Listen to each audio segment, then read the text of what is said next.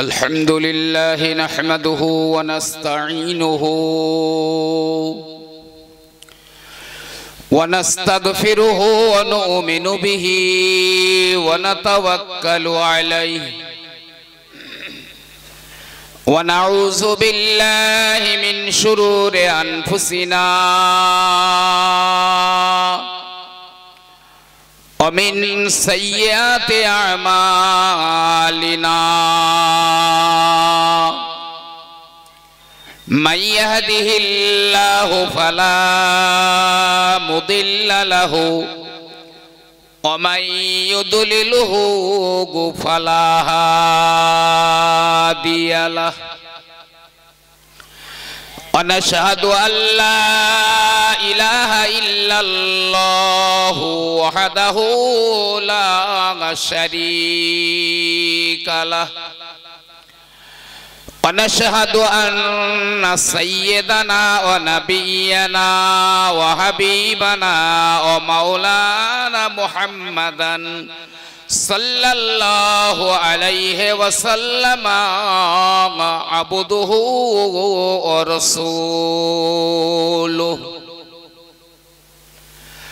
الذي أرسله بالحق بشيرا ونذيرا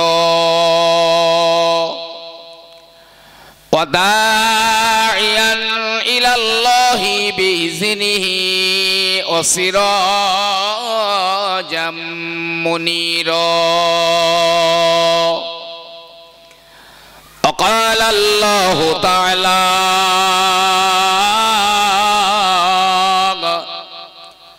في كلام المجيد والفرقان الحميد أعوذ بالله من الشيطان الرجيم بسم الله الرحمن الرحيم إن المنافقين في الدرك الأسفل من النار وقال رسول الله صلى الله عليه وسلم آيات المنافق ثلاث إذا أؤتمن خان وإذا عهد غدر وإذا خصم فجر وقال الله تعالى في شان حبيبه مخبرا آمرا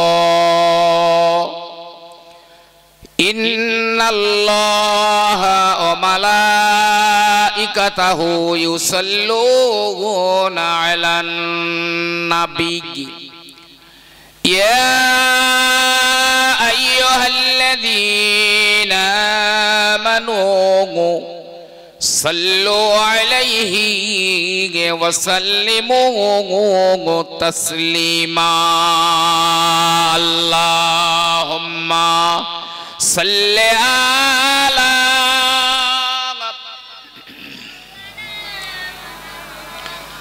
وعلى آل سيدنا बीच सागर में आगर तूफान आ जाएगी बीच सागर में आगर तूफान आ जाएगी और दीन हक का सफीना जो मोहम्मद ने लाया है डूब सकता नहीं है सफीना मेरा ओ मोहम्मद सफीने में मौजूद है अल्लाहुम्मा सल्ले अला वाला आले सय्यिदना।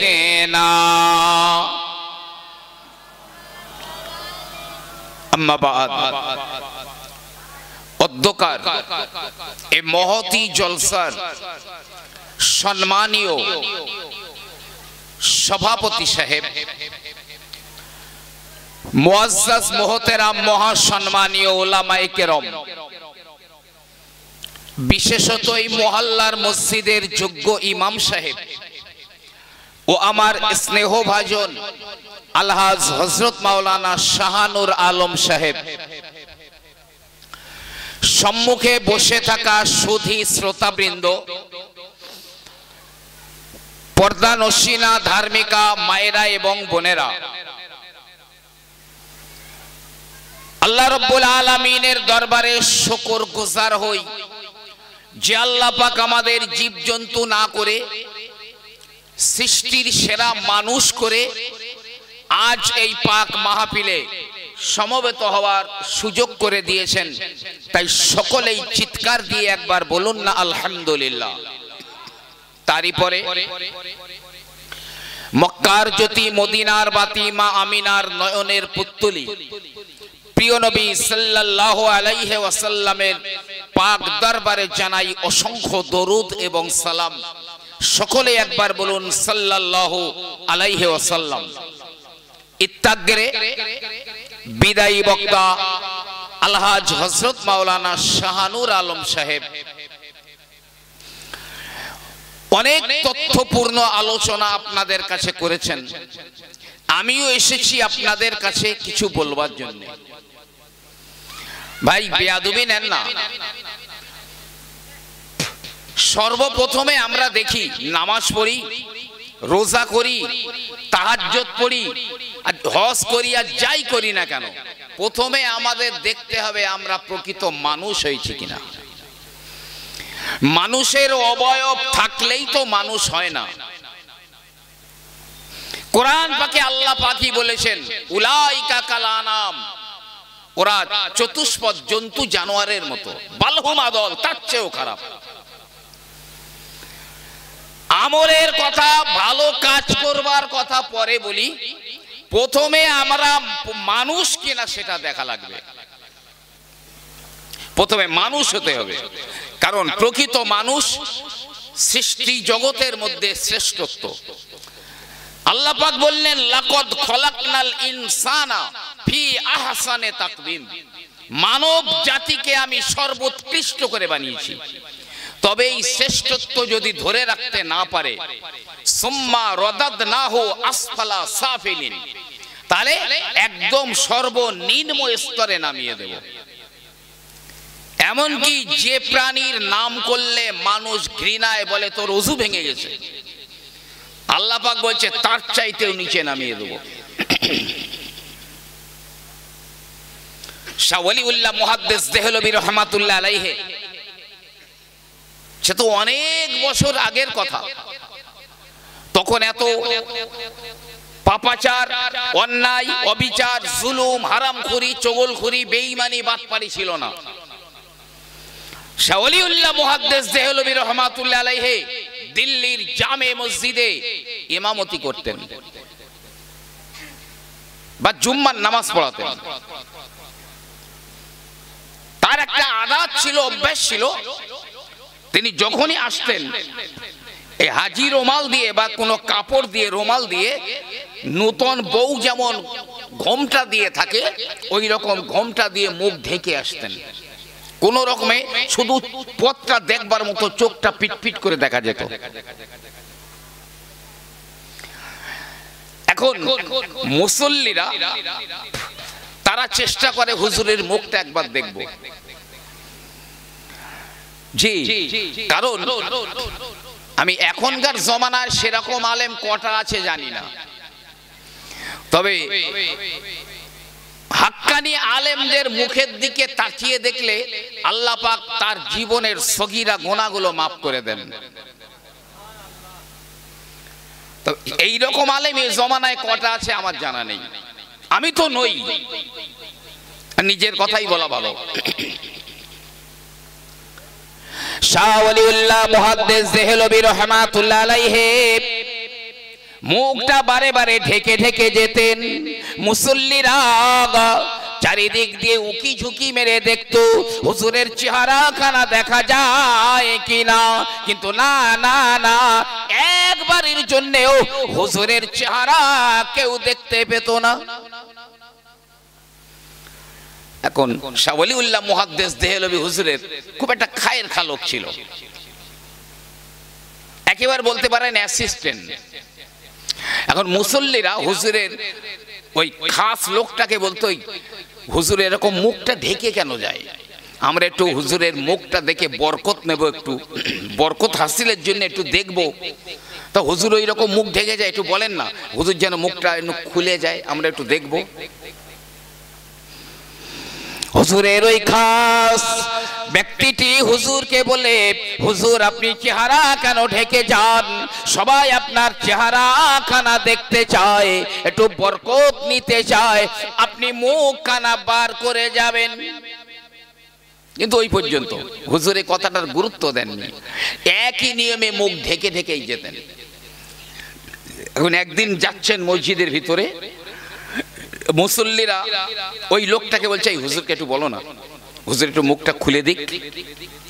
এখন ওই অবস্থায় যেতে যেতে বলতে, হুজুর সবাই বলছে আপনি একটু এই কাপড়টা ছড়িয়ে দিন, মুখটা বার করে দিন, একটু সবাই দেখুক।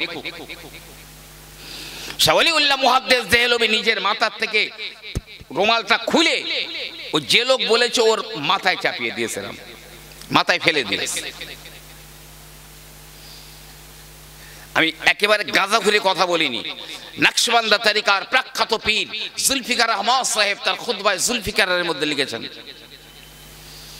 আরো একটা বইয়ের নাম বলছে উর্দু বই আহলে দিল কে তড়পা দেনে ওয়ালে ওয়াকিয়াত, লেখকের নাম বলছি মুফতি এনামুল হক সাহেব কাসেমি। এখন হুজুর মাথার থেকে রুমালটা খুলে ওর মাথায় ফেলে দিয়েছে, আর মাথায় যেই না ফেলে দিয়েছে লোকটা চিৎকার দিয়ে বেহুশ হয়ে পড়ে গেল, মসজিদের মধ্যে বেহুশ হয়ে পড়ে গেছে। সবাই সেবা শুশ্রূষা করে ধরাধরি করে হুজুর তাড়াতাড়ি রুমালটা দিয়ে ঢেকে ফেললেন চেহারা। মুসল্লিরা নামাজের শেষে ওই ব্যক্তিকে ডেকে ডেকে বলে, ভাই রে হুজুর তোমার মাথায় যখন রুমালটা ফেলে দিল তুমি এত চিৎকার দিয়ে কেন বেহুশ হয়ে পড়ে গেলে? লোকটা বলে, ভাই রে কি আর বলবো, হুজুর যখন আমার মাথায় চাদরটা খুলে ফেলে দিয়েছেন তখন আমি দিল্লির জুম্মা মসজিদের ভিতরে, জামে মসজিদের ভিতরে দেখি যেখানে হাজার হাজার মানুষ ছিল এখানে মানুষ নাই, বাঘ সিংহ এমনি করে কুকুর বিড়ালি তোর প্রাণীরা ভরে রয়েছে, মাত্র 3 থেকে 4 জন মানুষ রয়েছে টোটাল মসজিদে, 3 থেকে 4টে মানুষ রয়েছে, আর সব ইতর প্রাণীরা বসে আছে। সে যুগে এত অপরাধ ছিল না, এত অন্যায় ছিল না, এত টিভি ছিল না, জি এত গান বাজনা ছিল না, এত বিপর্দা ছিল না। সেই জমানায় যদি তাই হয় হুজুর মুখ ঢেকে যান, এই জমানায় যদি হুজুর বেঁচে থাকতেন জানি না হয়তো ঘর থেকে আর দরজা খুলতেন না। মানুষ হতে হবে। আমার আল্লাহ রাব্বুল আলামিন কোরআন পাকের ভিতরে বললেন, ওয়ালাকাদ সারানা লি জাহান্নামা কাসীরাম মিনাল জিন্নি ওয়াল ইনস। আল্লাহ পাক বললেন আমি মানব জাতিকে দিয়ে আর জিন জাতিদেরকে দিয়ে আমার জাহান্নামগুলো ভরে দেব, পুরো ভরে ফেলে দেব। কিয়ামতের ময়দানে কটা লাইন হবে জানেন? 120টা লাইন হবে টোটাল হাসর ময়দানে, সেই আদম থেকে শুরু করি আর কিয়ামতের দিন পর্যন্ত যত মানব আর দানব যা আছে 120টা লাইন হবে।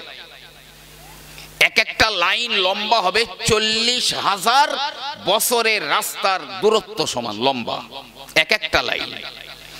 আর জান্নাতে যাবে কটা কাতার? অনলি 3 কাতার। আর 117টা লাইন জাহান্নামে যাবে।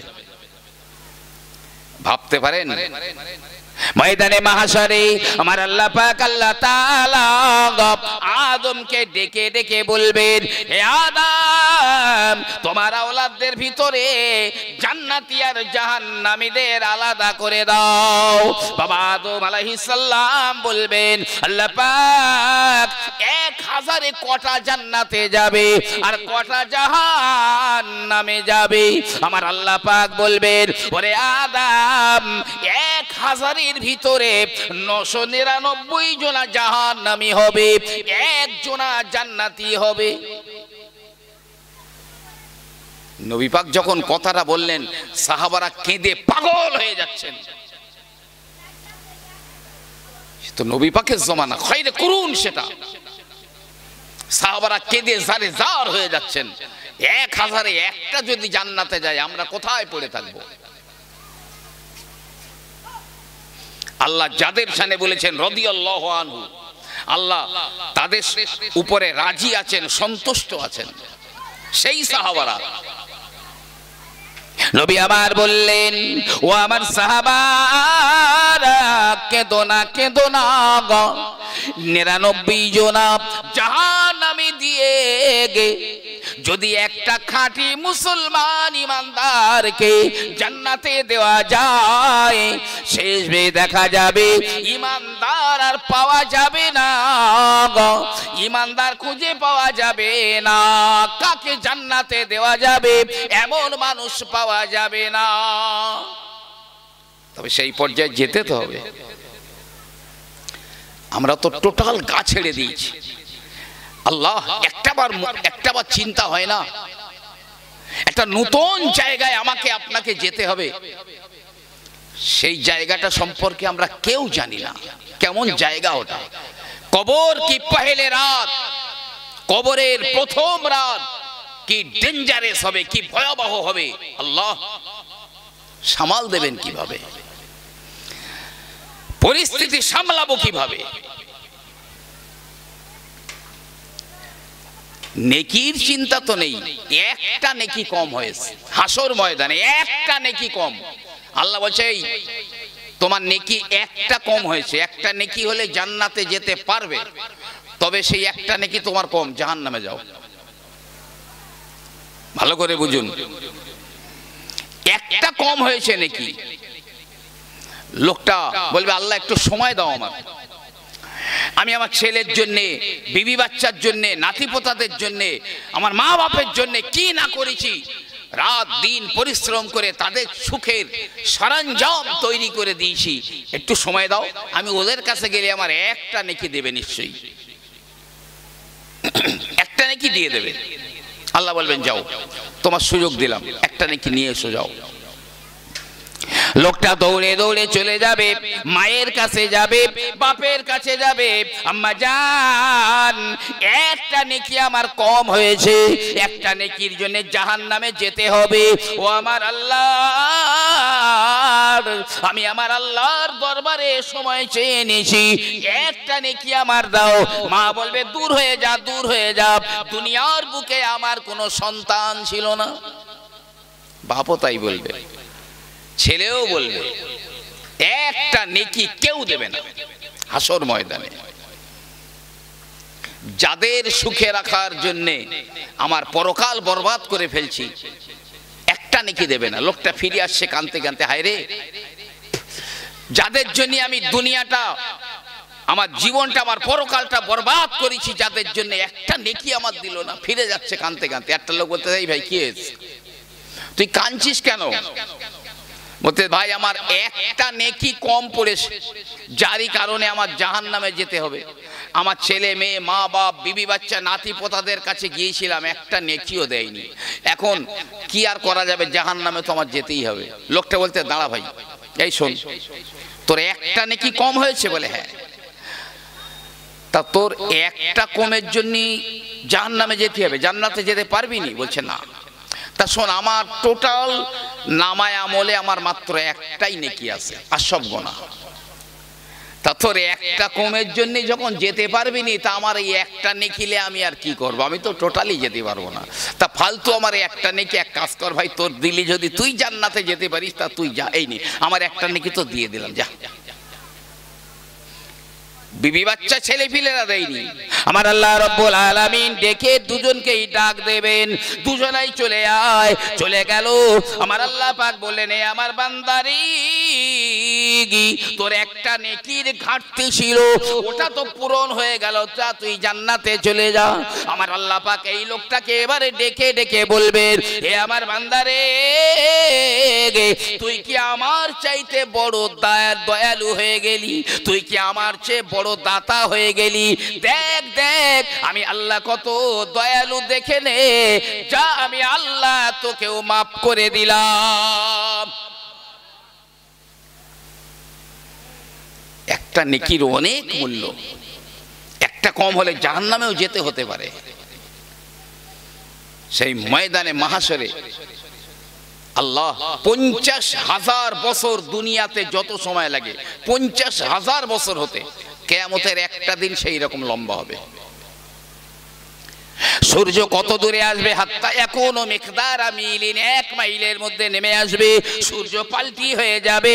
দুনিয়ার জমিনে গাছ থাকবে না, ঘরবাড়ি, পাহাড় পর্বত, নদী নালা কিছুই থাকবে না। একটা বেলা রুটির মতো সমতল হয়ে যাবে। সেদিন কি হবে? যুবক বয়সে, যৌবন বয়সে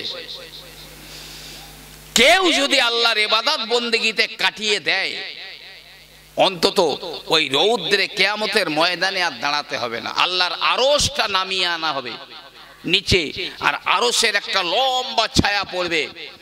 আল্লাহ পাক ওই ছায়ায় ওই ব্যক্তির বসার জায়গা করে দেবেন। জোরে বলুন সুবহানাল্লাহ। সময়টা নষ্ট করে দেবেন না। জীবনটা আইসক্রিমের মতো, প্রতিক্ষণে ফোঁটা ফোঁটা গলে গলে শেষ হয়ে যাচ্ছে। ভাইরা আমার, বাবাজিরা আমার, আমি আপনাকে বলছিলাম কেন আল্লাহ জাহান্নামে মানব আর দানব জাতিকে দেবেন? রব্বুল আলামিন বললেন, ওয়ালাহুম আ'য়ুনুল লা ইউবসিরুনা বিহা, আমি আল্লাহ পাক দুটো চোখ ওদের দিয়েছি দেখবার জন্য, কিন্তু না না, আমার কত নিদর্শনাবলী তারা দেখলো, কিন্তু দেখার পরেও হেদায়েত হয়নি, তারা আমার দিকে এগিয়ে আসেনি। এই জন্য আমি আল্লাহ পাক ওদেরকে জাহান্নামে দিয়ে দেব। আল্লাহ কোরআন পাকে বললেন, ওমান আরাদা আন যিকরি, যে আমার স্মরণ থেকে গাফেল হয়ে গেল, মুখটা ঘুরিয়ে নিল, আমি আল্লাহ রাব্বুল আলামিন বলছি, ফাইন্না লাহু মাঈশাতান দনকা, ওদের জীবনের দুনিয়ার জিন্দেগি আমি সংকীর্ণ করে দেব। দুনিয়ার জীবনে ওরা কোনোদিন সুখী হতে পারবে না, সংকীর্ণ করে দেবো। টেনশন, ঝগড়া, মারপিট, এদিক ঝাড় ওদিক ঝাড়, এদিক ক্ষতি ওদিক ক্ষতি, দুনিয়ার জীবন তার সংকীর্ণ করে দেবো আমি আল্লাহ। আর নাহশুরুহু ইয়াউমাল কিয়ামাতি আমা, ময়দানে মাহশরে আমি আল্লাহ তাদের দুই চোখে অন্ধ করে ওঠাবো। দুই চোখে তাদের অন্ধ হয়ে উঠবে। লোকটা বলবে, ইয়া রব্বি লিমা হাসারতানি আমা, ও আমার আল্লাহ, কেন আমাকে অন্ধ করে হাসরের ময়দানে ওঠালে? দুনিয়ার বুকে তো আমার চোখ ছিল, আমার দৃষ্টি শক্তি ছিল। আমার আল্লাহ জবাব দেবেন, কাযালিকা আতাতকা আয়াতুনা, আমি আল্লাহ তোর চোখের সামনে কত নিদর্শনাবলী আমি আল্লাহ দিয়েছিলাম, কিন্তু না না না, তুই দুনিয়ার জমিনে আমার ভুলেছিলি।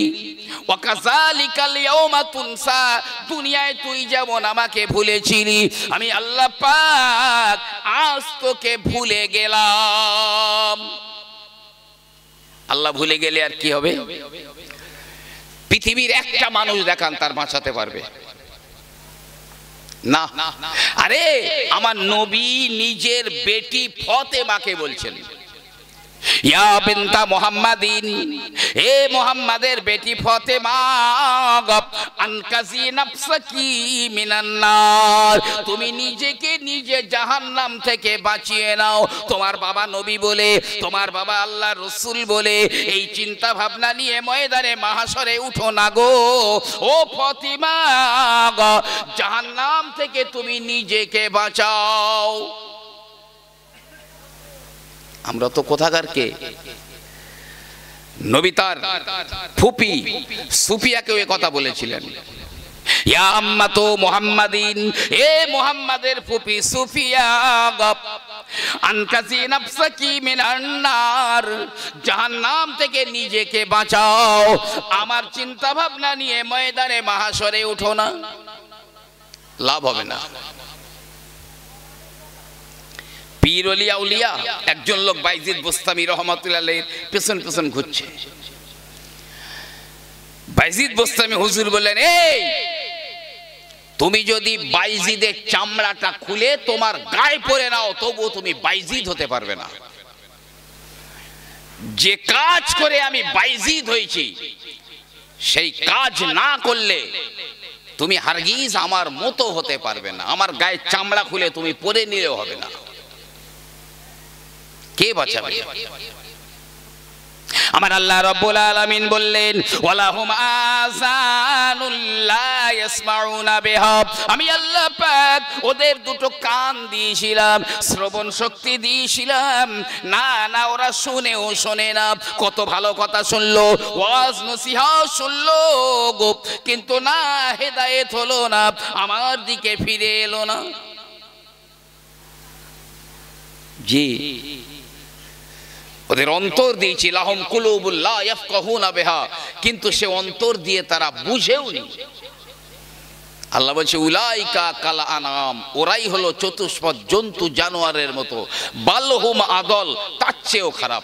ভাই আল্লামা জালালউদ্দিন সুয়ুতি রহমাতুল্লাহ আলাইহি বলছেন যে আসমান এবং জমিনে যা আছে সবাই আল্লাহর তাসবিহ পড়ে 24 ঘন্টা। কুকুর অল টাইম আল্লাহর জিকির করে, বিড়াল, বাঘ, সিংহ, সাপ, ডাইনোসর, মাটির নিচে, সমুদ্রে সব আল্লাহর জিকির করে। এমনকি তিনি বলেছেন পুকুরের পানি আল্লাহর জিকির করে 24 ঘন্টা। ও যখন আল্লাহর জিকির ভুলে যায় তখন পানিটা ডিসকালার হয়ে যায়, ব্যবহারযোগ্য থাকে না। এই জামা কাপড় পরে এরাও 24 ঘন্টা আল্লাহর জিকির করে। যখন এরা জিকির ভুলে যায় তখন এরা ছিঁড়ে যায়, নোংরা হয়ে যায়, ব্যবহারযোগ্য থাকে না। আকাশের পাখিরা 24 ঘন্টা আল্লাহর জিকির করে, যখন ওরা জিকির ভুলে যায় ব্যাধের হাতে ধরা পড়ে। আর জীবজন্তুরা যখন আল্লাহর জিকির ভুলে যায় তখন সঙ্গে সঙ্গে তাদের মৃত্যু হয়ে যায়। কিন্তু এই মানুষ জাতি, এরা এই মানব জাতি, এরা বড় জালেম, এরা আল্লাহর বড় নাশুকরি করে। আমার ভাইজানেরা, ও ছেলেরা, আমার আল্লাহ রাব্বুল আলামিন বলেন, ইয়া মাশারুল জিন্নি ওয়াল ইনস, এ জিন জাতিরা, ও মানব জাতিরা, যদি আমার আইন তোদের ভালো না লাগে, আমার আইন মানতে হবে না, আমি জোর করব না, আমার আইন তোদের মেনে চলা লাগবে না, তবে শুনে রাখ, আমার জমিন থেকে, আমার রাজ্য থেকে বেরিয়ে যাও। ইনিস্তাতাতুম আন তানফুযু মিন আকতারিস সামাওয়াতি ওয়াল আরদ, যাও বেরিয়ে যাও। ফানফুযু লা তানফুযুনা ইল্লা বিসুলতান, কিন্তু পারবি না যেতে। যেখানে যাবি, আসমানে যাবি, পৃথিবীর শেষ প্রান্তে যাবি, কোহে কাহাফে যাবি, সব আমি আল্লাহ, আমারই রাজ্য। তাহলে আমার কোন নিয়ামতকে তোরা নাশুকরি করবি? ভাবে আই আলাই রব্বিকুমা তুকাজ্জিবান, মিথ্যা আরোপ করবি। জাহান্নাম তো একটা জায়গা, কিন্তু জাহান্নামের নিচের পর্যায়টা, পজিশনটা সবচাইতে ডেঞ্জারাস। আর এই জাহান্নামের নিচে কারা থাকবে জানেন? একদম নিচে আমার আল্লাহ রাব্বুল আলামিন বললেন, ইন্নাল মুনাফিকিনা ফিদ দারকিল আসফালি মিনান নার, জাহান্নামের সর্বনিম্নে মুনাফিকেরা থাকবে। একদম যারা মুনাফিক, কারণ জাহান্নামের একদম নিচে সবচাইতে ভয়াবহ জায়গা। এটা উনানে চুলোয় যদি আগুন জ্বলে, উপরের আগুন আর সেই ভিতরের আগুন অনেক অনেক তফাৎ। মুনাফিক কারা? ইসলামকে বেঈমানরা যত না ক্ষতি করতে পারে, মুনাফিক মুসলমানেরা ইসলামকে তার চাইতে বেশি ক্ষতি করতে পারে। কিতাবে সে মুনাফিক থেকে কেমন দূরে থাকবেন? বাঘ দেখলে, কেউটে দেখলে, সিংহ দেখলে যেমন ভয় পায় মানুষ, ওই রকম ভয় থেকে, মুনাফিক থেকে দূরে সরে যাও, ঈমানটা বাঁচবে অন্তত। এখন মুনাফিক চিনবো কিভাবে? নবী আবার হাদিস পাকে বললেন, আয়াতুল মুনাফিকে সালাসুন, মুনাফিকের চিহ্ন হলো মূলত তিনটে। অনেক চিহ্ন আছে। অন্য রিওয়ায়াতে আল্লাহ নবী বললেন, আরবা মান কুন্না ফি কানা মুনাফিকান খালিস, চারটি জিনিস যার ভিতরে পাওয়া যাবে ওই লোকটা হলো খালিস মুনাফিক। এই চারটে লোক কারা? এক নম্বরে নবী বললেন, ইজা উতুমিনা খানা, যখন কারো কাছে আমানত রাখা হয় তখন সে আমানত খেয়ানত করে দেয়। হোক না সে একটা কথার আমানত। আমি আপনাকে বললাম, ভাই এটা কথা বলছি, যেন কথাটা কারো কাছে বলবো না, তোমার কাছে বলে আমানত রাখছি, ঠিক আছে কোনো চিন্তা নেই, আমি বলবো না। পরে পিছনে গিয়ে সেই কথাটা অন্য কাউকে বলে দিলাম, অবশ্যই আপনি আমানতের খেয়ানত করলেন। আমি আপনাকে 100 টাকার নোট দিলাম, ভাই টাকাটা রাখো, আমি তোমার কাছ থেকে সময় মতো নেব। যখন আমি আপনার কাছে ওই টাকাটা চাইবো, আমি যে নাম্বারের নোট আপনাকে দিয়েছিলাম সেই নাম্বারের নোটটাই আমাকে ফেরত দেওয়াই হলো আমানত। তার মানে এই নয় যে আপনি প্রয়োজনে ওই 100 টাকাটা খরচ করলেন, আমি যখন চাইলাম আর একটা 100 টাকা দিয়ে দিলেন। জি, এটা নয়। মুসলমান অন্তত আমানতের খেয়ানাতকারী হতে পারে না। আপনি জানেন ডাকাতদের সরদার ছিল ফুজাইল ইবনে আয়াজ রহমাতুল্লাহ আলাইহি। বড় লম্বা পিরহান, লম্বা দাড়ি, মাথায় পাগড়ি, ইয়া জুব্বা, একেবারে পুরো দরবেশ। কিন্তু সে ছিল ডাকাত দলের সরদার। তার একটা আড্ডা ছিল, আর সব জানাজানি হয়ে গেল ফুজাইলের আড্ডা অমুক রাস্তাতেই আছে, তাই ভুল করে ওই রাস্তাতে কেউ মারায় না, কেউ যায় না। ভাইবার একদা একটা বাণিজ্যিক কাফেলা অনেক টাকা পয়সা নিয়ে ওই রাস্তায় ভুল করে ঢুকে গেল। ফুজাইলের আড্ডার কাছাকাছি প্রায় হয়ে গেল। হঠাৎ করে মনে হয়ে গেল, কি সর্বনাশটাই আমরা করলাম, এই রাস্তায় তো রয়েছে দস্যু সরদার ফুজাইলের আড্ডা। কি হবে এখন? এখন একটা লোকের কাছে এক থলে সোনার মোহর আছে। লোকটা তো খুব ভয় পাচ্ছে, কি হবে, জানও যাবে, মালও যাবে। আমি যদি আমার এই টাকাগুলো কোথাও এক জায়গায় লুকিয়ে রাখতে পারি, তাহলে যদি ফুজাইলের ডাকাত দল হামলা করে অন্তত আমার টাকাটা বাঁচবে। মারধর নাই খাবো, কিন্তু টাকাটা বাঁচবে। তো টাকার থলিটা নিয়ে ও ছুটোছুটি করতে করতে হঠাৎ দেখছে একটা ঝুপড়ি ঘর, তার মধ্যে এক দরবেশ নামাজ পড়ছে। এক দরবেশ নামাজ পড়ছে, বিশাল পাগড়ি, লম্বা জামা, দাড়ি, কি চেহারা। তো লোকটা বললে একটা উপযুক্ত জায়গা পাওয়া গেল, অন্তত আমার টাকাটা রাখবার। তো দাঁড়িয়ে আছে। দরবেশ সাহেব যখন সালাম ফিরিয়ে দিয়েছে, ফিরিয়ে দেখছে দরজায় একটা লোক দাঁড়িয়ে আছে। এই কি ব্যাপার? বলছি, হুজুর আমার এই সোনার টাকাগুলো আপনার কাছে একটু আমানত রাখতে চাই। দরবেশ বলছে, আমার এই ঘরে এক জায়গায় রেখে যাও।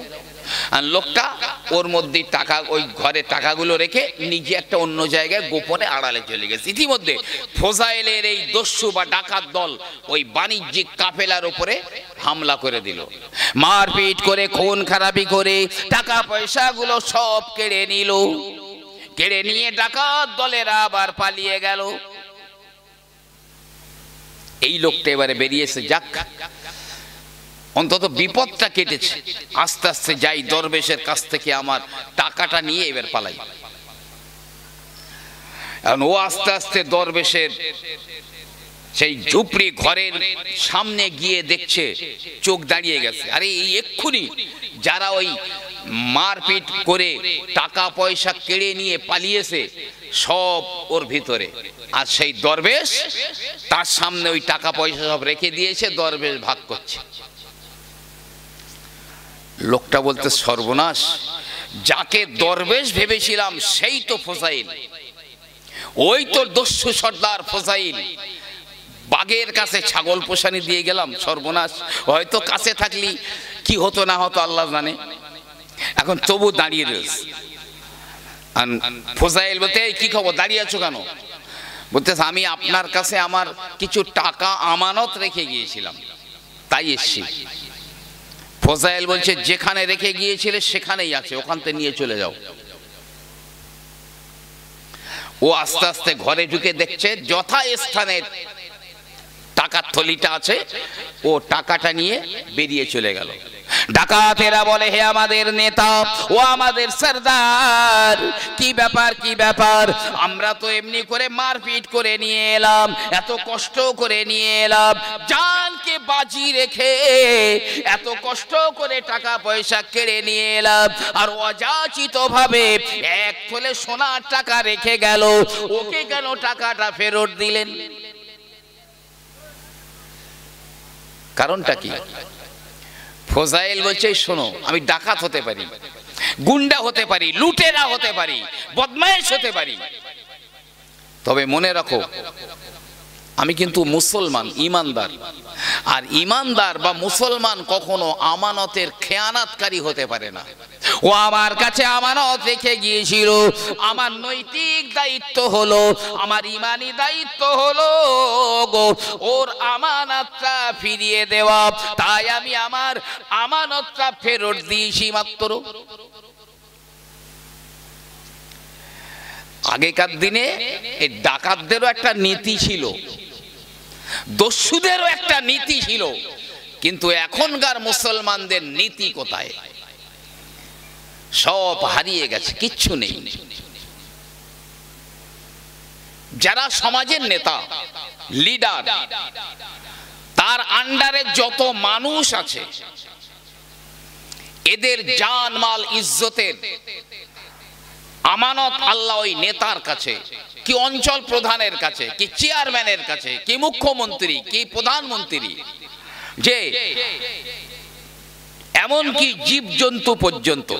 হযরতে ওমর ইবনে আব্দুল আজিজ রাহমাতুল্লাহ আলাইহি বলতেন, যদি কিনা দুজলা নদীর তীরে একটা কুকুরও না খেয়ে পড়ে থাকে, তাহলে আল্লাহর দরবারে আমি ওমরকে কৈফিয়ত দিতে হবে। জি, কৈফিয়ত দিতে হবে। হযরতে ওমর রাদিয়াল্লাহু আনহু তিনি প্রকৃত একটা নেতার দায়িত্ব পালন করে গেলেন। হযরতে ওমর একদা তিনি বেরিয়ে পড়েছেন ভর দুপুর বেলা। মদিনায় তখন ব্যাপক দুর্ভিক্ষ, মদিনার মানুষেরা না খেয়ে মরে যাচ্ছে, খাওয়া হয় না, কাহাতসারি দুর্ভিক্ষ দেখা গিয়েছে। হযরতে ওমর ভর দুপুর বেলা একা একা বেরিয়ে পড়েছেন। এখন মদিনার একটা এতিম বাচ্চা ছেলে, এতিম বাচ্চা, সে ওই এ খেজুর বাগানে ও খেজুর বাগানে এখানে ঘুরে ঘুরে বেড়াচ্ছে, খেজুর বাগানে বাগানে ঘুরছে। হঠাৎ করে একদল মানুষেরা হাজির হয়ে যায়, বাচ্চা ছেলেটাকে ধরে নিয়ে তাদের উঠে তুলে নিয়ে চলে যায়। বাচ্চাটা কেঁদে কেঁদে বলে, ও চাচাজি, আমাকে কোথায় নিয়ে যাও? বলে, চুপ কর, মদিনায় বড় দুর্ভিক্ষ দেখা গিয়েছে, মদিনার মানুষেরা না খেয়ে মরে যাচ্ছে, আমাদের 2-3 দিন ধরে খাওয়া হয় না, জঠর জ্বালা সইতে পারি না, তাই তোকে নিয়ে যাই, তোরে খুন করে তোর গোশতটা কাবাব করে খেয়ে ক্ষুধা মিটাবো। এত দুর্ভিক্ষ মদিনায়। বাচ্চাটা খুব কাঁদছে, চাচাজি আমার আব্বা বেঁচে নেই, আমার মা আমাদের কয় ভাই বোনকে নিয়ে বেঁচে আছে, আমার ছেড়ে দাও। খুব কাকুতি মিনতি করে কাঁদছে। হঠাৎ করে একটা চোর মেরে দিল বাচ্চাটার গালে। চুপ কর, কোনো কথা শুনতে চাই না, আমরা খোদার জ্বালা সইতে পারি না রে, তোকে কোন করে তোর গোস্তটা কাবাব করে আমরা খাবো। নিয়ে যাচ্ছে একটা নির্জন জায়গা, চারিদিকে বন জঙ্গল, এইরকম একটা নির্জন জায়গাতে বাচ্চাটাকে নিয়ে গেছে। খুব কাঁদছে বাচ্চাটা, বারবার কাকুতি মিনতি করছে, কিন্তু একটা চর মেরে দিয়েছে। চুপ। বাচ্চাটাকে মাটিতে শুইয়ে ফেলে দিল, দুই হাত দুই পা বেঁধে দিল, একজন একটা ছুরি নিয়ে বা তলোয়ার নিয়ে ওই